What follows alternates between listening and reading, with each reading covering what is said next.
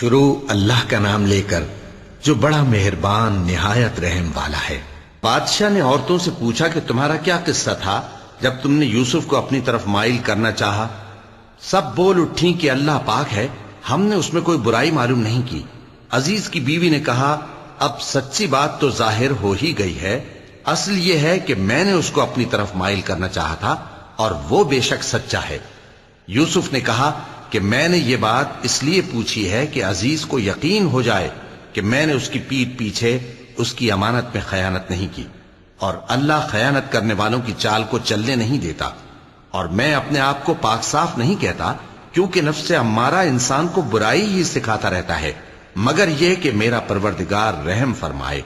بے شک میرا پروردگار بخشنے والا ہے، مہربان ہے۔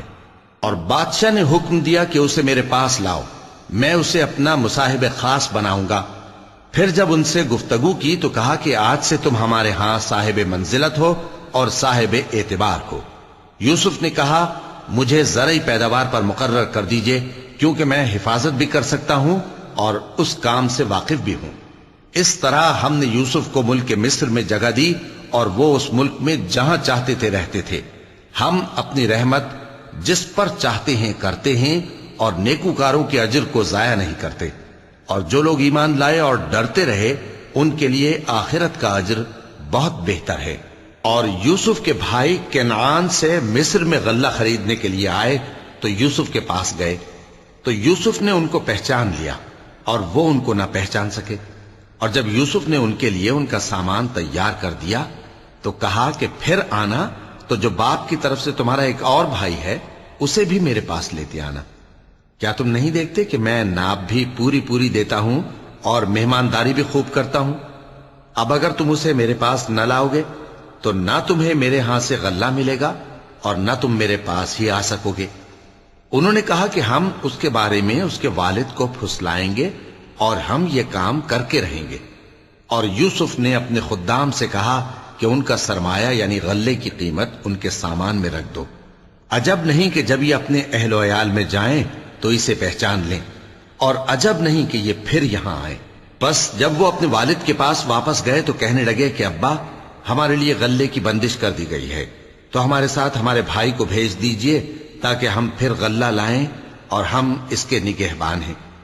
یعقوب نے کہا کہ میں اس کے بارے میں تمہارا اعتبار نہیں کرتا، مگر ویسا ہی جیسا پہلے اس کے بھائی کے بارے میں کیا تھا، سو اللہ ہی بہتر نگہبان ہے اور وہ سب سے زیادہ رحم کرنے والا ہے۔ اور جب انہوں نے اپنا اسباب کھولا تو دیکھا کہ ان کا سرمایہ واپس کر دیا گیا ہے۔ کہنے لگے، ابا ہمیں اور کیا چاہیے؟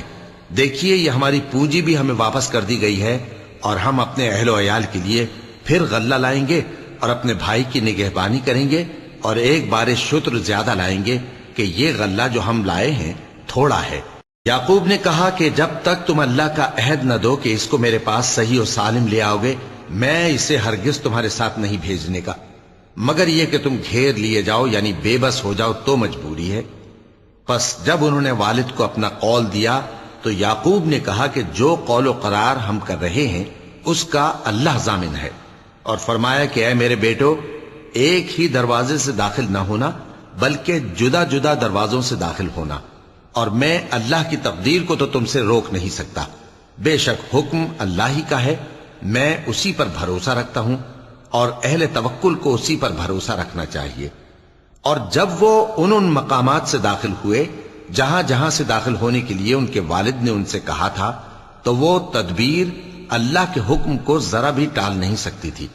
ہاں، وہ یعقوب کے دل کی خواہش تھی جو انہوں نے پوری کی تھی، اور بے شک وہ صاحب علم تھے، کیونکہ ہم نے ان کو علم سکھایا تھا، لیکن اکثر لوگ نہیں جانتے۔ اور جب وہ لوگ یوسف کے پاس پہنچے تو یوسف نے اپنے حقیقی بھائی کو اپنے پاس جگہ دی اور کہا کہ میں تمہارا بھائی ہوں، تو جو سلوک یہ ہمارے ساتھ کرتے رہے ہیں اس پر افسوس نہ کرنا۔ پھر جب ان کا اسباب تیار کر دیا تو اپنے بھائی کے تھیلے میں آپ خورا رکھ دیا۔ پھر جب وہ آبادی سے باہر نکل گئے تو ایک پکارنے والے نے آواز دی کہ قافلے والو، تم تو چور ہو۔ وہ ان کی طرف متوجہ ہو کر کہنے لگے کہ تمہاری کیا چیز کھوئی گئی ہے؟ وہ بولے کہ بادشاہ کا کٹورا کھویا گیا ہے، اور جو شخص اس کو لے کے آئے اس کے لیے ایک بار شتر انعام، اور میں اس کا ضامن ہوں۔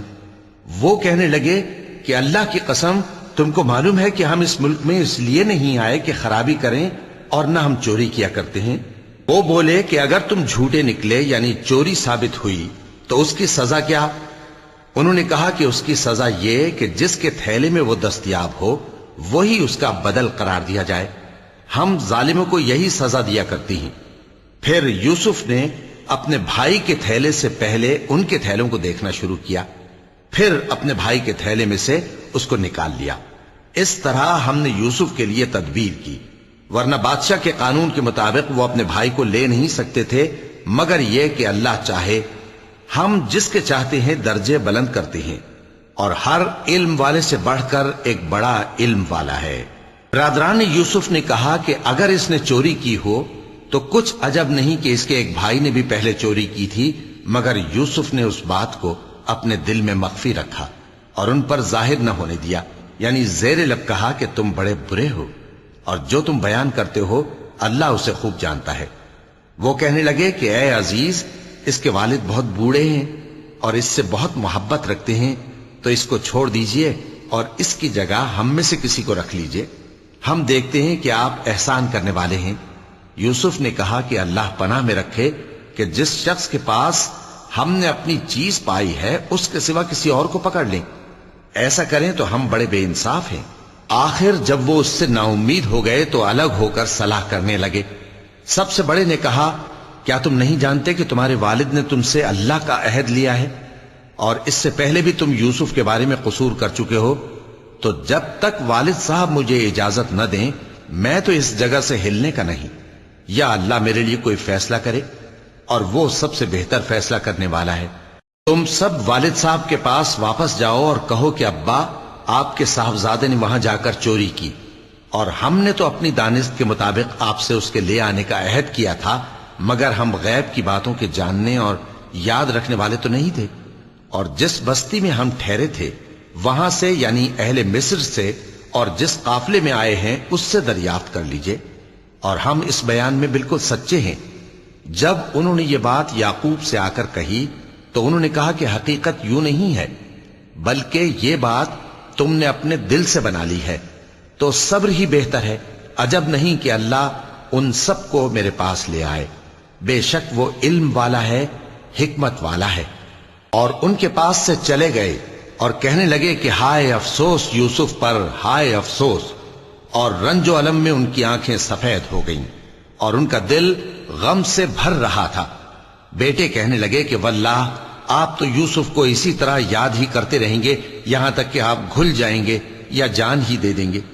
انہوں نے کہا کہ میں تو اپنے غم و اندوہ کا اظہار اللہ سے کرتا ہوں، اور اللہ کی طرف سے وہ باتیں جانتا ہوں جو تم نہیں جانتے۔ اے بیٹو، یوں کرو کہ ایک دفعہ پھر جاؤ اور یوسف اور اس کے بھائی کو تلاش کرو، اور اللہ کی رحمت سے نا امید نہ ہونا کہ اللہ کی رحمت سے تو کافر لوگ ہی نا امید ہوا کرتے ہیں۔ پھر جب وہ یوسف کے پاس گئے تو کہنے لگے کہ اے عزیز، ہمیں اور ہمارے اہل و عیال کو بڑی تکلیف ہو رہی ہے، اور ہم یہ تھوڑا سا سرمایہ لائے ہیں، آپ ہمیں اس کے عوض پورا غلہ دے دیجئے اور ہم پر خیرات کیجئے کہ اللہ خیرات کرنے والوں کو ثواب دیتا ہے۔ یوسف نے کہا، تمہیں معلوم ہے کہ جب تم نادانی میں پھنسے ہوئے تھے تو تم نے یوسف اور اس کے بھائی کے ساتھ کیا کیا تھا؟ وہ بولے، کیا واقعی تم ہی یوسف ہو؟ انہوں نے کہا، ہاں میں یوسف ہوں، اور بن یامین کی طرف اشارہ کر کے کہنے لگے، یہ میرا بھائی ہے، اللہ نے ہم پر بڑا احسان کیا ہے۔ جو شخص اللہ سے ڈرتا اور صبر کرتا ہے تو اللہ نیکوکاروں کا اجر ضائع نہیں کرتا۔ وہ بولے، اللہ کی قسم، اللہ نے تم کو ہم پر فضیلت بخشی ہے، اور بے شک ہم خطا کار تھے۔ یوسف نے کہا کہ آج کے دن تم پر کوئی ملامت نہیں، اللہ تم کو معاف کرے، اور وہ سب سے بڑھ کر رحم کرنے والا ہے۔ یہ میرا کرتا لے جاؤ، پھر اسے والد صاحب کے منہ پر ڈال دینا تو وہ بینا ہو جائیں گے، اور اپنے تمام اہل و عیال کو میرے پاس لے آؤ۔ اور جب قافلہ مصر سے روانہ ہوا تو ان کے والد کہنے لگے کہ اگر مجھ کو یہ نہ کہو کہ بوڑھا بہک گیا ہے تو مجھے تو یوسف کی بو آ رہی ہے۔ وہ بولے کہ واللہ آپ اسی قدیم غلطی میں مبتلا ہیں۔ مگر جب خوشخبری دینے والا آپ پہنچا تو اس نے کرتا ان کے منہ پر ڈال دیا، سو وہ بینا ہو گئے اور بیٹوں سے کہنے لگے کیا میں نے تم سے نہیں کہا تھا کہ میں اللہ کی طرف سے وہ باتیں جانتا ہوں جو تم نہیں جانتے؟ بیٹوں نے کہا کہ ابا ہمارے لیے ہمارے گناہ کی مغفرت مانگیے، بے شک ہم خطا کار تھے۔ فرمایا میں اپنے پروردگار سے تمہارے لیے بخشش مانگوں گا، بے شک وہ بخشنے والا ہے، مہربان ہے۔ پھر جب یہ سب لوگ یوسف کے پاس پہنچے تو انہوں نے اپنے والدین کو اپنے پاس جگہ دی اور کہا مصر میں داخل ہو جائیے، اللہ نے چاہا تو امن و امان سے رہیے گا۔ اور اپنے والدین کو تخت پر بٹھایا اور سب ان کے آگے سجدے میں گر پڑے۔ اور اس وقت یوسف نے کہا ابا جان، یہ میرے اس خواب کی تعبیر ہے جو میں نے پہلے بچپن میں دیکھا تھا، میرے پروردگار نے اسے سچ کر دیا اور اس نے مجھ پر بہت سے احسان کیے ہیں کہ مجھ کو قید خانے سے نکالا، اور اس کے بعد کہ شیطان نے مجھ میں اور میرے بھائیوں میں فساد ڈال دیا تھا آپ کو گاؤں سے یہاں لایا۔ بے شک میرا پروردگار جو چاہتا ہے تدبیر سے کرتا ہے، وہ علم والا ہے، حکمت والا ہے۔ جب یہ سب باتیں ہو لیں تو یوسف نے اللہ سے دعا کی کہ اے میرے پروردگار، تو نے مجھ کو حکومت سے نوازا اور خوابوں کی تعبیر کا علم بخشا۔ اے آسمانوں اور زمین کے پیدا کرنے والے، تو ہی دنیا اور آخرت میں میرا کارساز ہے، تو مجھے دنیا سے اپنی اطاعت کی حالت میں اٹھائیو اور آخرت میں اپنے نیک بندوں میں داخل کیجو۔ اے پیغمبر، یہ اخبار غیب میں سے ہیں جو ہم تمہاری طرف بھیجتے ہیں۔ اور جب برادران یوسف نے اپنی بات پر اتفاق کیا تھا اور وہ فریب کر رہے تھے تو تم ان کے پاس تو نہ تھے، اور بہت سے آدمی گو تم کتنی خواہش کرو ایمان لانے والے نہیں ہیں، اور تم ان سے اس خیر خواہی کا کچھ صلہ بھی تو نہیں مانگتے۔ یہ قرآن اور کچھ نہیں تمام جہانوں کے لیے نصیحت ہے، اور آسمان و زمین میں بہت سی نشانیاں ہیں جن پر سے یہ گزرتے ہیں اور ان کو نظر انداز کر دیتے ہیں، اور یہ اکثر اللہ پر ایمان نہیں رکھتے مگر اس کے ساتھ شرک بھی کرتے ہیں۔ تو کیا یہ اس بات سے بے خوف ہیں کہ ان پر اللہ کا عذاب نازل ہو کر ان کو ڈھانپ لے، یا ان پر ناگہاں قیامت آ جائے اور انہیں خبر بھی نہ ہو؟ کہہ دو میرا رستہ تو یہ ہے، میں اللہ کی طرف بلاتا ہوں سمجھ بوجھ کر، میں بھی لوگوں کو اللہ کی طرف بلاتا ہوں اور میرے پیرو بھی، اور اللہ پاک ہے اور میں شرک کرنے والوں میں سے نہیں ہوں۔ اور ہم نے تم سے پہلے بستیوں کے رہنے والوں میں سے مرد ہی بھیجے تھے جن کی طرف ہم وہی بھیجتے تھے۔ کیا ان لوگوں نے ملک میں سیر و سیاحت نہیں کی کہ دیکھ لیتے کہ جو لوگ ان سے پہلے تھے ان کا انجام کیا ہوا؟ اور متقیوں کے لیے آخرت کا گھر بہت اچھا ہے، کیا تم سمجھتے نہیں؟ یہاں تک کہ جب پیغمبر نا امید ہو گئے اور انہوں نے خیال کیا کہ اپنی نصرت کے بارے میں جو بات انہوں نے کہی تھی اس میں وہ سچے نہ نکلے، تو ان کے پاس ہماری مدد آ پہنچی، پھر جسے ہم نے چاہا بچا دیا، اور ہمارا عذاب اتر کر گناہگار لوگوں سے پھیرا نہیں کرتا۔ ان کے قصے میں عقل مندوں کے لیے عبرت ہے۔ یہ قرآن ایسی بات نہیں ہے جو اپنے دل سے بنائی گئی ہو، بلکہ جو کتابیں اس سے پہلے نازل ہوئی ہیں ان کی تصدیق کرنے والا ہے اور ہر چیز کی تفصیل کرنے والا، اور مومنوں کے لیے ہدایت اور رحمت ہے۔ شروع اللہ کا نام لے کر جو بڑا مہربان نہایت رحم والا ہے۔ الف لام میم را۔ اے نبی، یہ کتاب الہی کی آیتیں ہیں، اور جو کچھ تمہارے پروردگار کی طرف سے تم پر نازل ہوا ہے حق ہے، لیکن اکثر لوگ ایمان نہیں لاتے۔ اللہ وہی تو ہے جس نے ستونوں کے بغیر آسمان جیسا کہ تم دیکھتے ہو اتنے اونچے بنائے، پھر عرش پر جلوہ افروز ہوا اور سورج اور چاند کو کام میں لگا دیا، ہر ایک میعاد معین تک گردش کر رہا ہے۔ وہی دنیا کے کاموں کا انتظام کرتا ہے، اس طرح وہ اپنی آیتیں کھول کھول کر بیان کرتا ہے کہ تم اپنے پروردگار کے روبرو جانے کا یقین کرو۔ اور وہی ہے جس نے زمین کو پھیلایا اور اس میں پہاڑ اور دریا پیدا کیے اور ہر طرح کے میووں کی دو دو قسمیں بنائیں۔ وہی رات کو دن کا لباس پہناتا ہے، غور کرنے والوں کے لیے اس میں بہت سی نشانیاں ہیں۔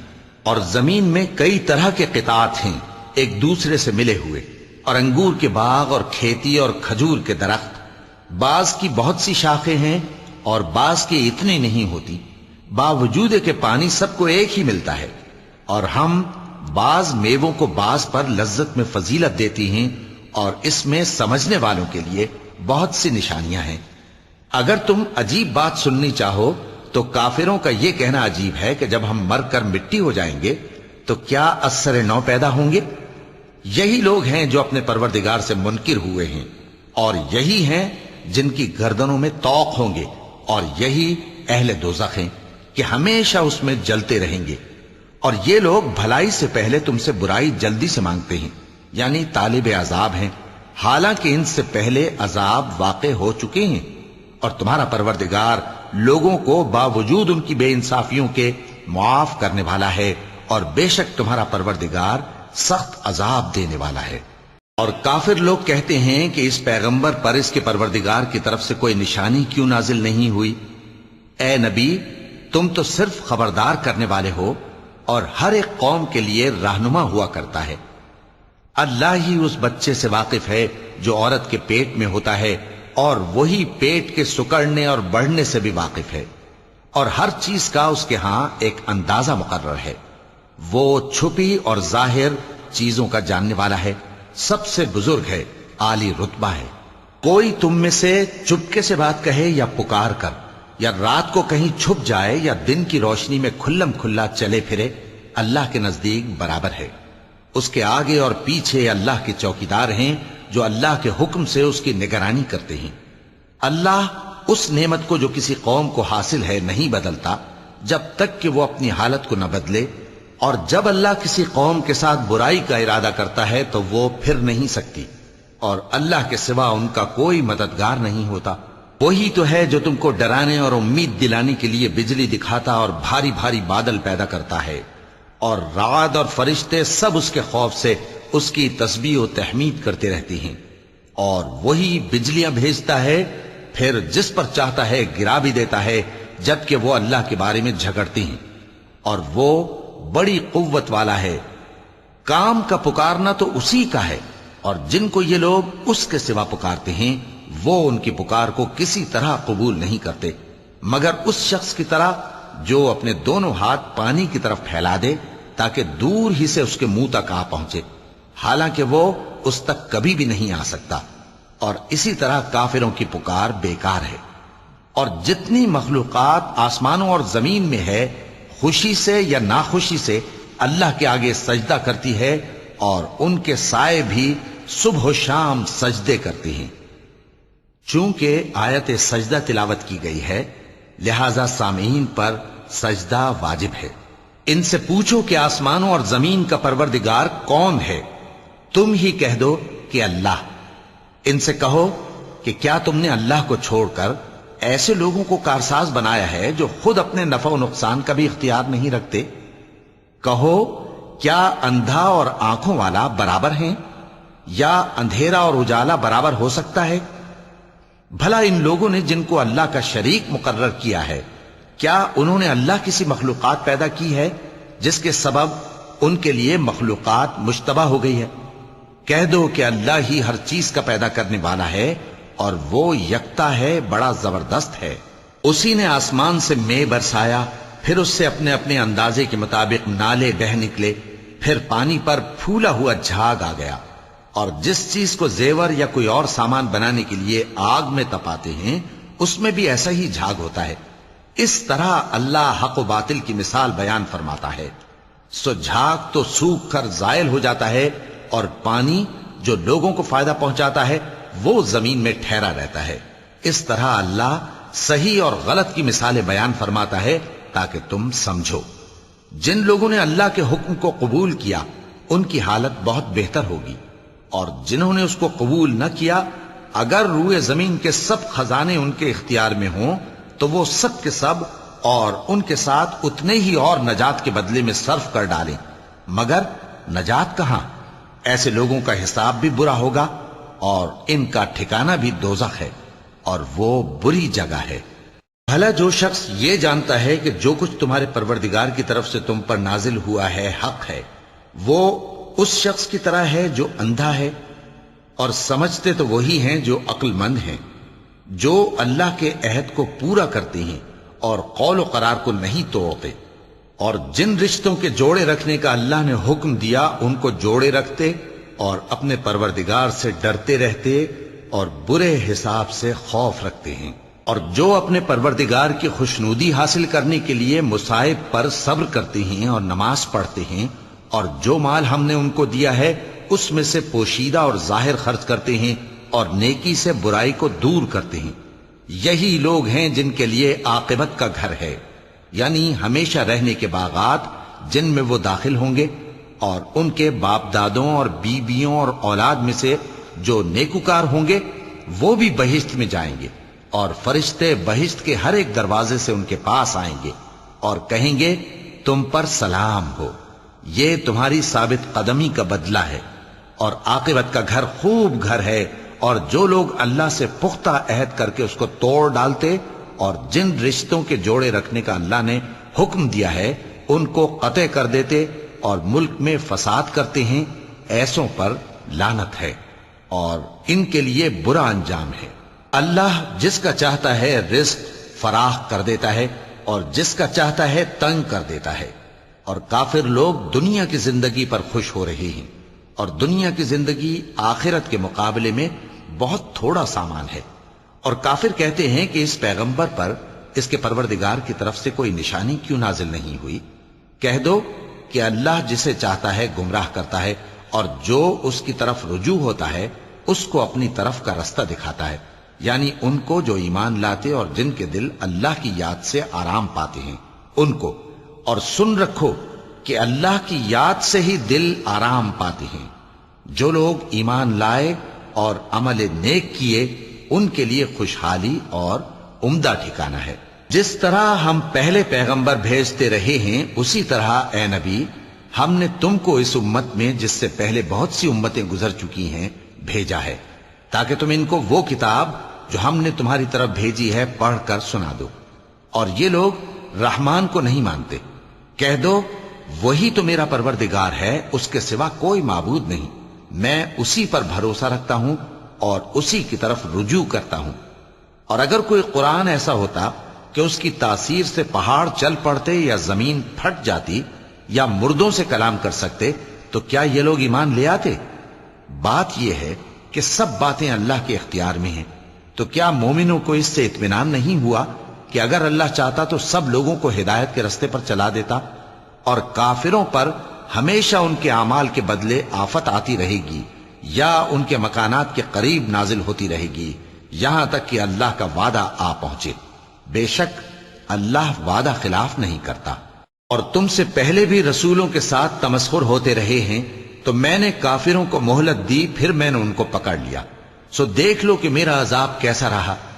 تو کیا وہ جو ہر شخص کے اعمال کا نگراں و نگہبان ہے وہ بتوں کی طرح بے علم و بے خبر ہو سکتا ہے؟ اور ان لوگوں نے اللہ کے شریک مقرر کر رکھے ہیں، ان سے کہو کہ ذرا ان کے نام تو لو۔ کیا تم اسے ایسی چیزیں بتاتے ہو جو روئے زمین پر ہیں اور اسے معلوم نہیں، یا تم لوگ محض سطحی بات کی تقلید کرتے ہو؟ اصل یہ ہے کہ کافروں کو ان کے فریب خوبصورت معلوم ہوتے ہیں اور وہ ہدایت کے رستے سے روک لیے گئے ہیں، اور جسے اللہ گمراہ رہنے دے اسے کوئی ہدایت کرنے والا نہیں۔ ان کو دنیا کی زندگی میں بھی عذاب ہے اور آخرت کا عذاب تو بہت ہی سخت ہے، اور ان کو اللہ کے عذاب سے کوئی بھی بچانے والا نہیں۔ جس جنت کا پرہیزگاروں سے وعدہ کیا گیا ہے اس کی شان یہ ہے کہ اس کے نیچے نہریں بہ رہی ہیں، اس کے پھل ہمیشہ باقی رہنے والے ہیں اور اس کے سائے بھی۔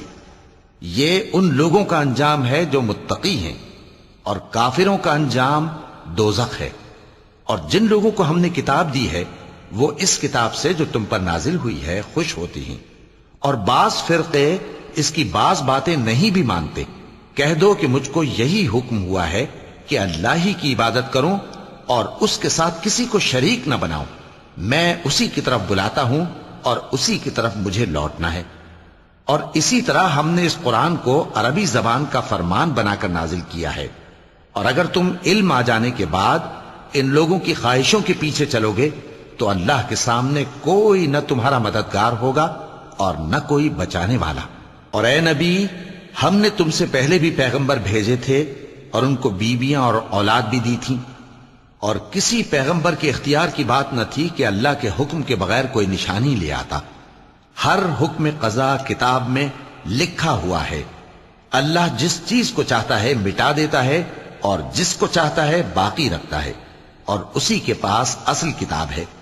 اور اگر ہم کوئی عذاب جس کا ان لوگوں سے وعدہ کرتے ہیں تمہیں دکھائیں، یعنی تمہارے روبرو ان پر نازل کریں، یا تمہاری مدت حیات پوری کر دیں، یعنی تمہارے انتقال کے بعد عذاب بھیجیں، تو تمہارا کام ہمارے احکام کا پہنچا دینا ہے اور ہمارا کام حساب لینا ہے۔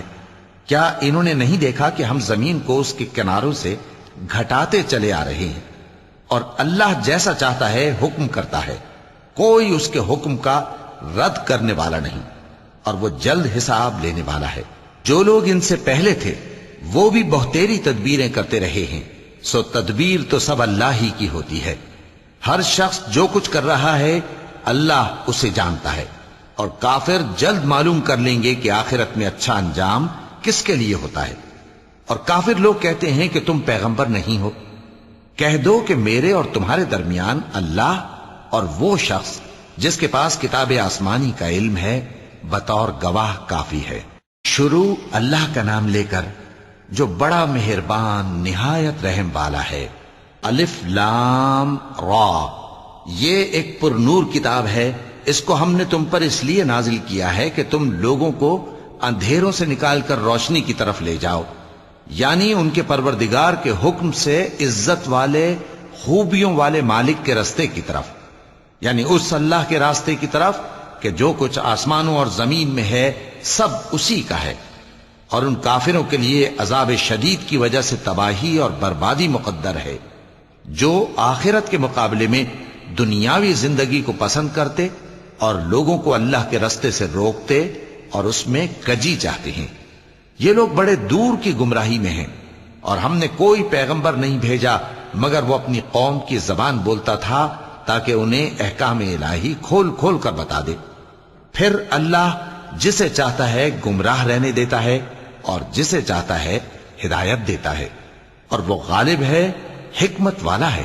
اور ہم نے موسیٰ کو اپنی نشانیاں دے کر بھیجا کہ اپنی قوم کو تاریکیوں سے نکال کر روشنی میں لے جاؤ، اور ان کو اللہ کے دن یاد دلاؤ، اور اس میں ان لوگوں کے لیے جو صابر و شاکر ہیں نشانیاں ہیں۔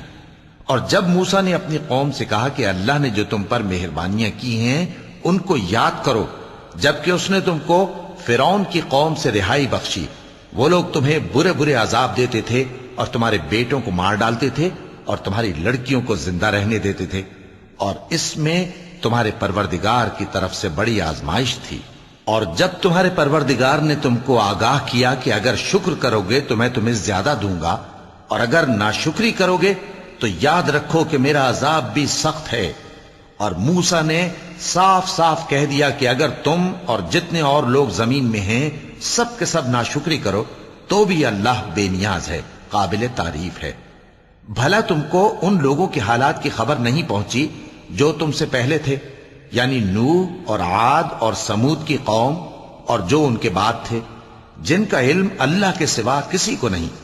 جب ان کے پاس ان کے پیغمبر نشانیاں لے کر آئے تو انہوں نے اپنے ہاتھ ان کے منہوں پر رکھ دیے کہ خاموش رہو، اور کہنے لگے کہ ہم تو تمہاری رسالت کو تسلیم نہیں کرتے، اور جس چیز کی طرف تم ہمیں بلاتے ہو ہم کو اس میں بھاری شک ہے۔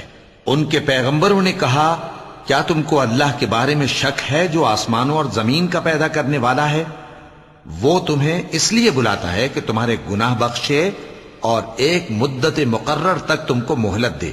وہ بولے کہ تم تو ہمارے ہی جیسے آدمی ہو، تمہارا یہ منشا ہے کہ جن چیزوں کو ہمارے بڑے پوجتے رہے ہیں ان کے پوجنے سے تم ہمیں روک دو، تو اچھا کوئی کھلی دلیل لاؤ، یعنی معجزہ دکھاؤ۔ پیغمبروں نے ان سے کہا کہ ہاں ہم تمہارے ہی جیسے آدمی ہیں، لیکن اللہ اپنے بندوں میں سے جس پر چاہتا ہے نبوت کا احسان کرتا ہے، اور ہمارے اختیار کی بات نہیں کہ ہم اللہ کے حکم کے بغیر تم کو تمہاری فرمائش کے مطابق معجزہ دکھائیں۔ اور اللہ ہی پر مومنوں کو تو بھروسہ رکھنا چاہیے، اور ہم کیوں اللہ پر بھروسہ نہ رکھیں حالانکہ اس نے ہم کو ہمارے دین کے سیدھے رستے بتائے ہیں، اور جو تکلیفیں تم ہم کو دیتے ہو اس پر ہم صبر کریں گے، اور اہل توکل کو تو اللہ ہی پر بھروسہ رکھنا چاہیے۔ اور جو کافر تھے انہوں نے اپنے پیغمبروں سے کہا کہ یا تو ہم تم کو اپنے ملک سے باہر نکال دیں گے یا تم ہمارے مذہب میں واپس آ جاؤ۔ پس ان کے پروردگار نے ان کی طرف وحی بھیجی کہ ہم ظالموں کو ہلاک کر دیں گے اور ان کے بعد تم کو اس زمین میں آباد کر دیں گے۔ یہ اس شخص کے لیے ہے جو قیامت کے روز میرے سامنے کھڑے ہونے سے ڈرے اور میرے عذاب سے خوف کرے۔ اور پیغمبروں نے اللہ سے فتح چاہی اور ہر سرکش ضدی نامراد رہ گیا۔ اس کے پیچھے دوزخ ہے اور اسے پیپ والا پانی پلایا جائے گا، وہ اس کو گھونٹ گھونٹ کر کے پیے گا اور گلے سے نہیں اتار سکے گا، اور ہر طرف سے اسے موت آ رہی ہوگی مگر وہ مرنے میں نہیں آئے گا، اور اس کے بعد سخت عذاب ہوگا۔ جن لوگوں نے اپنے پروردگار سے کفر کیا ان کے اعمال کی مثال راکھ کی سی ہے کہ آندھی کے دن اس پر زور کی ہوا چلے جو اسے اڑا لے جائے۔ اسی طرح جو کام وہ کرتے رہے ان پر ان کو کچھ قابو نہ ہوگا۔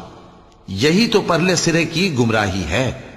کیا تم نے نہیں دیکھا کہ اللہ نے آسمانوں اور زمین کو تدبیر سے پیدا کیا ہے؟ اگر وہ چاہے تو تم کو نابود کر دے اور تمہاری جگہ نئی مخلوق پیدا کر دے، اور یہ اللہ کو کچھ بھی مشکل نہیں۔ اور قیامت کے دن سب لوگ اللہ کے سامنے کھڑے ہوں گے تو غریب پیروکار بڑے بن بیٹھنے والوں سے کہیں گے کہ ہم تو تمہارے پیرو تھے، کیا تم اللہ کا کچھ عذاب ہم پر سے دفع کر سکتے ہو؟ وہ کہیں گے کہ اگر اللہ ہم کو ہدایت کرتا تو ہم تم کو ہدایت کرتے۔ اب ہم گھبراہٹ ظاہر کریں یا صبر کریں ہمارے حق میں برابر ہے، کوئی جگہ رہائی کی ہمارے لیے نہیں ہے۔ اور جب حساب کتاب کا کام فیصل ہو چکے گا تو شیطان کہے گا جو وعدہ اللہ نے تم سے کیا تھا وہ تو سچا تھا، اور جو وعدہ میں نے تم سے کیا تھا وہ جھوٹا تھا، اور میرا تم پر کسی طرح کا زور نہیں تھا۔ ہاں، میں نے تم کو گمراہی اور باطل کی طرف بلایا تو تم نے جلدی سے اور بے دلیل میرا کہنا مان لیا۔ تو آج مجھے ملامت نہ کرو، اپنے آپ ہی کو ملامت کرو۔ نہ میں تمہاری فریاد رسی کر سکتا ہوں اور نہ تم میری فریاد رسی کر سکتے ہو۔ میں اس بات سے انکار کرتا ہوں کہ تم پہلے مجھے شریک بناتے تھے۔ بے شک جو ظالم ہیں ان کے لیے درد دینے والا عذاب ہے۔ اور جو ایمان لائے اور عمل نیک کرتے رہے وہ بہشتوں میں داخل کیے جائیں گے جن کے نیچے نہریں بہہ رہی ہیں۔ اپنے پروردگار کے حکم سے وہ ہمیشہ ان میں رہیں گے، وہاں وہ ہر ملاقات پر ایک دوسرے کو سلام کہیں گے۔ کیا تم نے نہیں دیکھا کہ اللہ نے کلمہ طیبہ کی کیسی مثال بیان فرمائی ہے؟ وہ ایسی ہے جیسے پاکیزہ درخت جس کی جڑ مضبوط ہو اور شاخیں آسمان میں پھیلی ہوں۔ وہ اپنے پروردگار کے حکم سے ہر موقع پر پھل لاتا ہو، اور اللہ لوگوں کے لیے مثالیں بیان فرماتا ہے تاکہ وہ نصیحت حاصل کریں۔ اور ناپاک بات یعنی غلط عقیدے کی مثال ناپاک درخت کی سی ہے کہ وہ زمین کے اوپر ہی سے اکھیڑ کر پھینک دیا جائے، اس کو ذرا بھی قرار و ثبات نہیں۔ اللہ مومنوں کے دلوں کو صحیح اور پکی بات سے دنیا کی زندگی میں بھی مضبوط رکھتا ہے اور آخرت میں بھی رکھے گا۔ اور اللہ بے انصافوں کو گمراہ کر دیتا ہے، اور اللہ جو چاہتا ہے کرتا ہے۔ کیا تم نے ان لوگوں کو نہیں دیکھا جنہوں نے اللہ کے احسان کو ناشکری سے بدل دیا اور اپنی قوم کو تباہی کے گھر میں لا اتارا، یعنی دوزخ میں، کہ سب ناشکرے اس میں داخل ہوں گے اور وہ برا ٹھکانہ ہے۔ اور ان لوگوں نے اللہ کے شریک مقرر کیے کہ لوگوں کو اس کے رستے سے گمراہ کریں۔ کہہ دو کہ چند روز فائدے اٹھا لو، آخر کار تم کو دوزخ کی طرف لوٹ کر جانا ہے۔ اے پیغمبر، میرے مومن بندوں سے کہہ دو کہ نماز پڑھا کریں، اور اس دن کے آنے سے پیشتر جس میں نہ اعمال کا سودا ہوگا اور نہ دوستی کام آئے گی، ہمارے دیے ہوئے مال میں سے پوشیدہ اور علانیہ خرچ کرتے رہیں۔ اللہ ہی تو ہے جس نے آسمانوں اور زمین کو پیدا کیا اور آسمان سے مے برسایا، پھر اس سے تمہارے کھانے کے لیے پھل پیدا کیے اور کشتیوں اور جہازوں کو تمہارے زیر فرمان کیا تاکہ وہ سمندر میں اس کے حکم سے چلیں، اور نہروں کو بھی تمہارے زیر فرمان کیا، اور سورج اور چاند کو تمہارے لیے کام میں لگا دیا کہ دونوں دن رات ایک ڈگر پر چل رہے ہیں، اور رات اور دن کو بھی تمہاری خاطر کام میں لگا دیا، اور جو کچھ تم نے مانگا سب میں سے تم کو عنایت کیا۔ اور اگر اللہ کے احسان گننے لگو تو شمار نہ کر سکو، مگر لوگ نعمتوں کا شکر نہیں کرتے۔ کچھ شک نہیں کہ انسان بڑا بے انصاف ہے، ناشکرا ہے۔ اور جب ابراہیم نے دعا کی کہ اے میرے پروردگار اس شہر کو لوگوں کے لیے امن کی جگہ بنا دے اور مجھے اور میری اولاد کو اس بات سے کہ بتوں کی پرستش کرنے لگیں بچائے رکھیو۔ اے پروردگار انہوں نے بہت سے لوگوں کو گمراہ کیا ہے، سو جس شخص نے میرا کہا مانا وہ میرا ہے، اور جس نے میری نافرمانی کی تو تو بخشنے والا ہے، مہربان ہے۔ اے پروردگار میں نے اپنی اولاد ایک وادی میں جہاں کھیتی نہیں تیرے عزت و ادب والے گھر کے پاس لا بسائی ہے۔ اے پروردگار تاکہ یہ نماز پڑھیں سو تو لوگوں کے دلوں کو ایسا کر دے کہ ان کی طرف جھکے رہیں، اور ان کو میووں سے روزی دیتے رہنا تاکہ تیرا شکر کریں۔ اے پروردگار جو بات ہم چھپاتے اور جو ظاہر کرتے ہیں تو سب جانتا ہے، اور اللہ سے کوئی چیز مخفی نہیں، نہ زمین میں نہ آسمان میں۔ اللہ کا شکر ہے جس نے مجھ کو بڑی عمر میں اسماعیل اور اسحاق بخشے، بے شک میرا پروردگار دعا سننے والا ہے۔ اے پروردگار مجھ کو ایسی توفیق عنایت کر کہ نماز پڑھتا رہوں اور میری اولاد کو بھی یہ توفیق بخش۔ اے پروردگار میری دعا قبول فرما۔ اے پروردگار حساب کتاب کے دن میری اور میرے ماں باپ کی اور مومنوں کی مغفرت کیجو۔ صدق اللہ العظیم۔